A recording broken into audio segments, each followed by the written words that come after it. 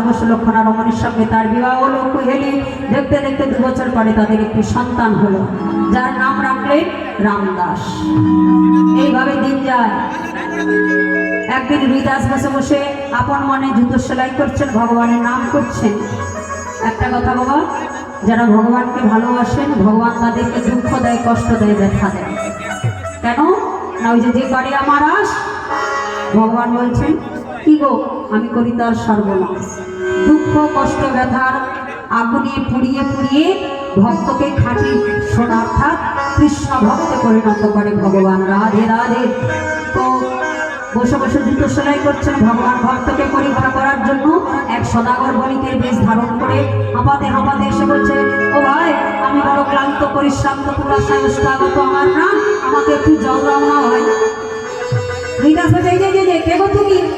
বলছেন আমি এক সদাগর বণিক, আমাকে বড় পিপাসা পেয়েছে, তুই জল দাও। মানে দেখছো না আমি হাতে জুতো সেলাই করছি, আপনার পবিত্র, আমি ছোট জাত মুচি, আমাদের গ্রামের শেষ প্রান্তে ব্রাহ্মণ পাড়া আছে, তুমি বরং সেখানে গিয়ে জল পান করে এসো। ভগবান মনে মনে চিন্তা করছেন, ও ভক্ত রুইদাস তুমি জানো না, তুমি মুচির ঘরে জন্ম নিয়েছো ঠিকই, কিন্তু তোমার কর্মগুণে তুমি হয়েছো পরম বৈষ্ণব। তাই তোমার মতো পরম ভক্তের হাতে বৈষ্ণবের হস্তে আমি সেবা নেব বলে এসেছি, তো কোথাও যাবো বলে আসি। বলে দেখো ভাই আমি বড় পরিশ্রান্ত, এই বুঝে আমার প্রাণটা যায়, আমি এই বসলাম, তুমি বরং ব্রাহ্মণ পাড়া থেকে জলটা এনে দাও। রুইদাস ভাবছে অতিথি নারায়ণ, অতিথি সেবা পরম ধর্ম, ঠিক আছে বাড়ির জল দেব না, আমি একটা নতুন মাটির পাত্র নিয়ে গঙ্গা থেকে জল এনে দিই। এই বলে গঙ্গা থেকে জল এনে দিলেন, ভগবান সেবা করলেন।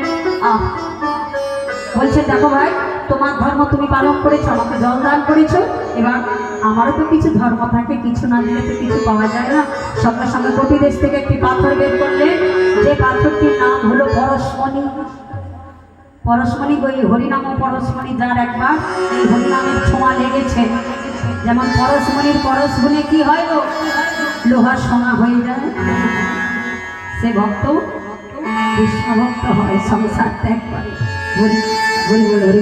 যাই বলুন। তো রুইদাসের হাতে ছিল চামড়া কাটার ছুরি, যাকে রামপি বলে লোহার ছুরি। পরশমণির পরশ গুণে লোহার সোনা হয়ে গেল, সঙ্গে সঙ্গে বিবর্ণ হয়ে গেল। রুইদাস মাথার হাতে হচ্ছে, হায় হায় হায় হায়, ও সদাগর বাবু এ তুমি কি দিলে গো, আমার হাতের ছুরিটা কেমন হয়ে গেল, এবার আমি চামড়া কাটবো কিসে? হ্যাঁ কেমন করে চামড়া কাটবো, জুতো তৈরি করবো কি করে?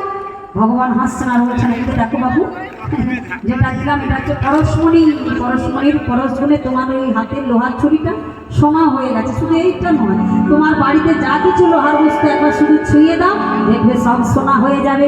তোমাকে আর এইভাবে জুতো সেলাই করতে হবে না, এইভাবে অভাব দুঃখ কষ্ট জ্বালা যন্ত্রণা ভোগ করতে হবে না, তুমি রাজা মহারাজের জমিদার হয়ে যাবে। যখন এই কথা বলে রুইদাস বলছে, এই যে সদাগর বাবু, হ্যাঁ শোনো শোনো, আমাকে লোক দেখাচ্ছ, অর্থের লোক, আমি জানি কি অর্থের অর্ধতম গুণ বৃদ্ধি হয়, আর তমগুণ বৃদ্ধি হইলে জীবের সর্বনাশ।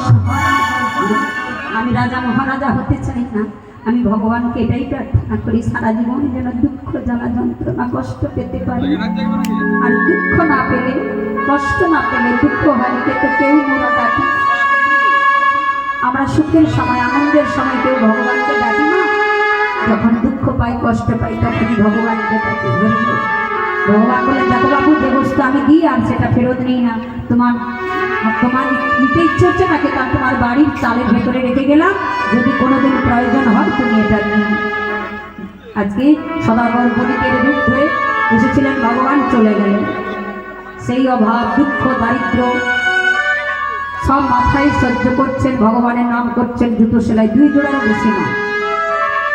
এইভাবে দেখতে দেখতে রুইদাসের বয়স যখন 70 থেকে 75 বৎসর, বৃদ্ধ হয়ে গেছেন, একটা ছেঁড়া কাপড় পেতে রাত্রিবেলায় মাটিতে ঘুমিয়ে আছে। আর সেই সময় স্বপ্নের মধ্যে কে যেন এসে ডাক দিচ্ছেন, রুইদাস রুইদাস ও রুইদাস। যে ডেকেছেন মধুকণ্ঠের ধ্বনি শ্রবণ করে রুইদাস বলছে, কি কে তুমি গো, আমার মধুর স্বরে আমাকে ডাকছো? আহা তোমার কণ্ঠস্বরটা বড় চেনা চেনা লাগছে, কি কে তুমি, তুমি কে তুমি, কাছে আছো তবু জানি না আছো কোনখানে তুমি,